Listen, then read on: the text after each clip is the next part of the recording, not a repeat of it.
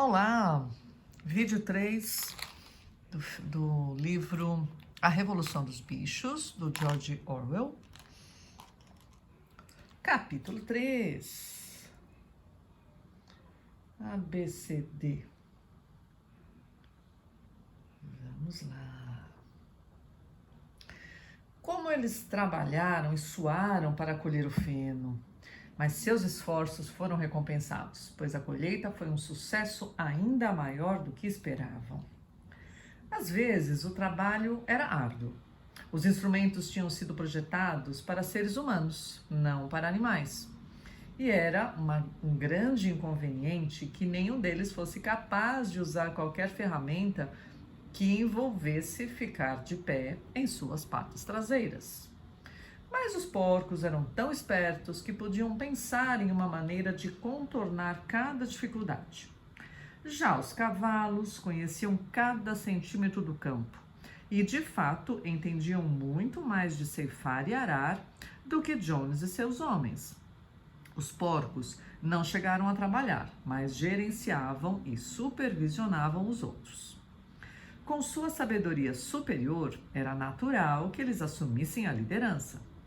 Golias e Esperança se arreavam sozinhos no cortador ou no arado, não precisavam de freios ou rédeas nestes dias, é claro, e davam a volta completa ao redor do campo, com um porco seguindo gritando "Arre, camarada!" ou "Opa, camarada!", dependendo do caso. E todos os animais, até os mais modestos, trabalhavam para virar o feno e recolhê-lo. Até mesmo os patos e galinhas trabalhavam o dia todo debaixo do sol, carregando pequenos pedaços de feno em seus bicos. No final, eles terminaram a colheita 2 dias antes do que Jones e seus homens normalmente fariam. Além disso, foi a maior colheita que a fazenda já havia visto. Não houve nenhum desperdício. As galinhas e os patos, com seus olhos afiados, haviam recolhido até o último talo. E nenhum animal da fazenda roubou uma bocada que fosse. Durante todo aquele verão, o trabalho da fazenda funcionou como uma engrenagem de um relógio. Os animais nunca imaginaram que seriam tão felizes. Cada bocada de comida era um enorme prazer, agora que o alimento era deles de verdade, produzido por eles mesmos e não para um mestre rancoroso. Com o desaparecimento dos seres humanos parasitas e inúteis, havia mais para comer. Eles também descansavam mais, apesar da inexperiência. Eles tiveram muitas dificuldades. Por exemplo, quando colheram o milho no final do ano, tiveram que esmigalhar os grãos no estilo antigo e soprar o joio com o próprio fôlego, já que a fazenda não possuía nenhuma debulhadora. Mas os porcos, com sua esperteza, e o Golias, com seus tremendos músculos, sempre davam um jeito de terminar. Todos admiravam Golias. Ele já trabalhava duro na época de Jones, mas agora parecia ter se desdobrado em 3. Havia dias em que todo o trabalho da fazenda parecia ser feito por ele. Ele empurrava e puxava, sempre no lugar onde o trabalho era mais difícil, do começo da manhã até o fim da noite.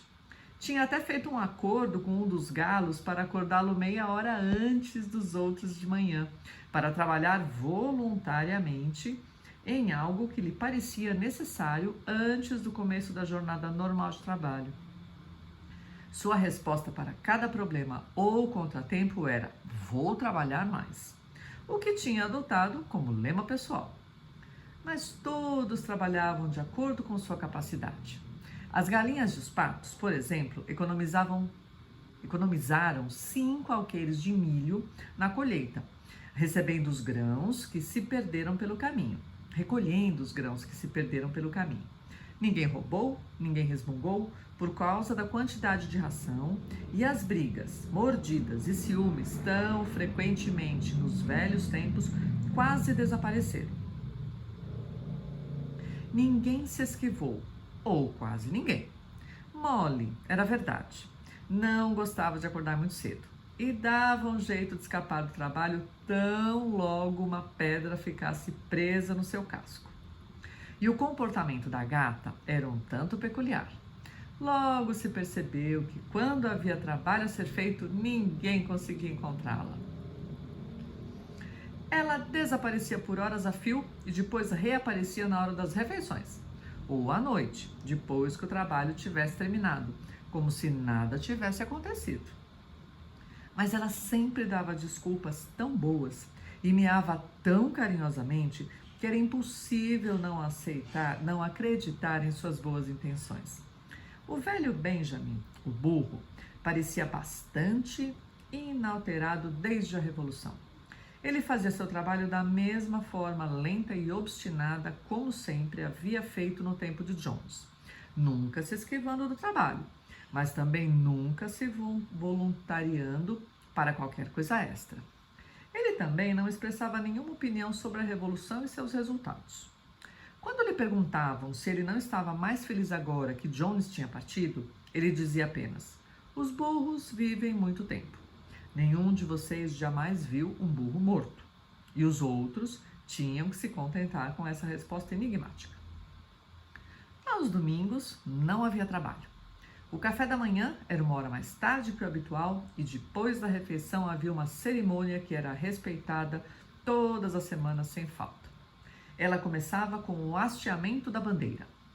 Bola de Neve tinha encontrado na sala de arreio uma velha toalha verde na casa da senhora Jones e tinha pintado nela um casco e chifres brancos. Era hasteada no mastro da fazenda todos os domingos de manhã. A bandeira era verde, explicou Bola de Neve, para representar os campos verdes da Inglaterra, enquanto o casco e o chifre significavam a futura República dos Animais, que surgiria quando a raça humana tivesse sido finalmente deposta. Após o hasteamento da bandeira, todos os animais entravam no grande celeiro para uma Assembleia Geral que ficou conhecida como reunião. Aqui, o trabalho da semana seguinte era planejado e as resoluções eram apresentadas e debatidas. As resoluções sempre eram apresentadas pelos porcos. Os outros animais davam conta de votar, mas nunca conseguiam pensar em alguma resolução por conta própria. Bola de Neve e Napoleão eram, de longe, os mais ativos nos debates. Mas notava-se que os dois nunca estavam de acordo. Qualquer que fosse a sugestão de um deles, o outro com certeza se oporia a ela. Mesmo quando resolveram separar o cercado atrás do pomar como um lar de descanso para animais que já tinham passado da fase de trabalhar, à medida a qual ninguém se opunha, houve um debate conturbado sobre a idade correta de aposentadoria para cada classe de animais. A reunião sempre terminava com o canto de animais da Inglaterra, e a tarde era dedicada ao lazer. Os porcos tinham reservado a sala de arreios para si próprios como sede. Era ali que, à noite, estudavam ferraria, carpintaria e outros ofícios necessários em livros que haviam trazidos da casa de Jones. Bola de Neve também se ocupava em organizar os outros no que ele chamava de comitês de animais. Ele não se cansava. Ele formou o comitê de produção de ovos para as galinhas, a liga de produção de rabos limpos para as vacas, o comitê de reintegração dos camaradas selvagens, com o objetivo de domesticar os ratos e coelhos, o movimento da lã branca para as ovelhas e vários outros, além de instituir aulas de leitura e escrita. De modo geral, estes projetos foram um fracasso. A tentativa de domar as criaturas selvagens, por exemplo, deu por água abaixo quase que imediatamente. Eles continuaram se comportando como antes e, quando tratados com generosidade, simplesmente tiravam proveito disso. A gata entrou para o comitê de reintegração e foi muito ativa nele durante alguns dias. Ela foi vista um dia sentada em um telhado falando com alguns pardais que estavam fora de seu alcance. Ela estava lhes dizendo que agora todos os animais eram camaradas e que qualquer pardal que quisesse poderia vir e se empoleirar em sua pata, mas os pardais mantiveram uma certa distância. As aulas de leitura e escrita, no entanto, foram um grande sucesso. No outono, quase todos os animais da fazenda já estavam alfabetizados em algum nível. Quanto aos porcos, eles já sabiam ler e escrever perfeitamente. Os cães aprenderam a ler bastante bem, mas não estavam interessados em ler nada além dos 7 mandamentos. Muriel, a cabra, sabia ler um pouco melhor que os cães e às vezes lia pedaços de jornal que ela encontrava no monte de lixo para os outros à noite. Benjamin sabia ler tão bem quanto qualquer porco, mas nunca exerceu sua faculdade. Até onde ele sabia, disse ele, não havia nada que valesse a pena ser lido. Esperança aprendeu o alfabeto inteiro, mas não conseguia juntar as palavras. Golias não podia ir além da letra D. Ele desenhava A, B, C, D na poeira com seu grande casco e depois ficava olhando as letras com as orelhas para trás, balançando seu topete, tentando lembrar o que vinha a seguir com todas as suas forças, sem sucesso. Em várias ocasiões, de fato, ele conseguiu aprender E, F, G, H, mas só para descobrir que tinha esquecido A, B, C e D. Finalmente, ele decidiu ficar satisfeito com as primeiras 4 letras e as escrevia 1 ou 2 vezes por dia para refrescar sua memória. Molly se recusou a aprender qualquer uma, exceto pelas letras do seu próprio nome. Ela conseguia escrever seu nome muito bem no chão, com pedaços de galho, e depois decorava com uma flor ou 2 e andava ao redor admirando sua obra. Nenhum outro animal da fazenda conseguia passar da letra A. Também descobriram que os animais mais estúpidos, como as ovelhas, as galinhas e os patos, eram incapazes de decorar os 7 mandamentos. Depois de pensar muito, Bola de Neve declarou que os 7 mandamentos poderiam ser reduzidos a uma máxima única, ou seja, 4 patas bom, 2 patas ruim. Essa frase, disse ele, continha o princípio essencial do animalismo. Quem o tivesse compreendido a fundo estaria a salvo das influências humanas. As aves, a princípio, se opuseram, já que lhes parecia que também tinham 2 patas. Mas Bola de Neve lhes provou que não era bem assim. A asa de uma ave, camaradas, disse ele, é um órgão de propulsão, não de manipulação. Portanto, deve ser considerada como uma perna. A marca distintiva do homem é a mão, o instrumento com o qual ele perpetua toda a sua maldade. As aves não entenderam as longas palavras de Bola de Neve, mas aceitaram sua explicação, e todos os animais mais modestos se puseram a trabalhar para decorar a nova máxima. 4 patas bom, 2 patas ruim, estava inscrita na parede final do celeiro, acima dos 7 mandamentos e em letras maiores. Depois que conseguiram decorar, as ovelhas desenvolveram uma grande simpatia por essa máxima, e muitas vezes, quando estavam no campo, todas começavam a balir: 4 patas bom, 2 patas ruim. 4 patas bom, 2 patas ruim. E continuavam por horas a fio sem nunca se cansar dela. Napoleão não se interessou pelo comitê do Bola de Neve. Ele disse que a educação dos jovens era mais importante do que qualquer coisa que pudesse ser feita por aqueles que já eram adultos. Aconteceu que tanto Mimi quanto Lulu tinham parido logo após a colheita de feno, dando à luz 9 filhotes robustos de cachorro. Assim que foram desmamados, Napoleão os tirou de suas mães, dizendo que ele se tornaria responsável pela educação deles. Ele os levou para um pombal, que só podia ser alcançado por uma escada, na sala de arreio, e lá os manteve em tal reclusão que o resto da fazenda logo se esqueceu da sua existência. O mistério de para onde ia o leite foi logo esclarecido. Ele era misturado todos os dias no purê dos porcos. As primeiras maçãs estavam agora amadurecendo, e a grama do pomar estava repleta de frutos. Os animais imaginaram naturalmente que elas seriam distribuídas igualmente. Um dia, no entanto, foi ordenado que todos os animais coletassem as maçãs e as levassem para a sala de arreios para consumo dos porcos. Alguns animais murmuraram, mas isso não serviu para nada. Todos os porcos estavam de comum acordo, até mesmo Bola de Neve e Napoleão.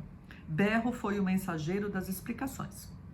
Camaradas, gritou ele, vocês não imaginam, espero eu, que nós, porcos, estamos fazendo isso com espírito de egoísmo e privilégio, certo? Muitos de nós não gostam tanto assim de leite e maçãs. Eu mesmo não gosto muito. Nosso único objetivo ao tomar posse dessas coisas é preservar nossa saúde. O leite e as maçãs, isso foi provado pela ciência, camaradas, contém substâncias absolutamente necessárias para o bem-estar de um porco. Nós, porcos, somos trabalhadores do cérebro. Toda a administração e organização da fazenda dependem de nós, dia e noite. Estamos zelando pelo seu bem-estar dia e noite. É por sua causa que nós bebemos esse leite e comemos essas maçãs. Você sabe o que aconteceria se nós, porcos, falhássemos em nosso dever? Jones voltaria. Sim, Jones voltaria. Certamente, camaradas, gritou Berro quase que suplicando, pulando de um lado para o outro e balançando sua cauda. E certamente não há ninguém entre vocês que queira ver Jones voltar. Agora, se havia alguma coisa de que os animais estavam certos, é de que não queriam Jones de volta. Quando a situação foi apresentada a eles sob esta luz, eles não tinham mais nada a dizer. A importância de manter os porcos em boa saúde era muito óbvia. Portanto, foi acordado, sem mais argumentos, que o leite e as maçãs que se soltaram das árvores e também a safra principal de maçãs quando amadurecessem, deveriam ser reservadas apenas para os porcos. Terminamos o capítulo 3. Em breve voltaremos com o capítulo 4. Agradeço a presença de vocês. Se estão gostando, continuem dando like. Se inscrevam se ainda não se inscreveram, que tem os capítulos antes. Passem para pessoas que vocês acham que iriam gostar de ouvir. E em breve estarei aqui com vocês de novo para ler o quarto capítulo da Revolução dos Bichos. Lindo dia para vocês. Até breve.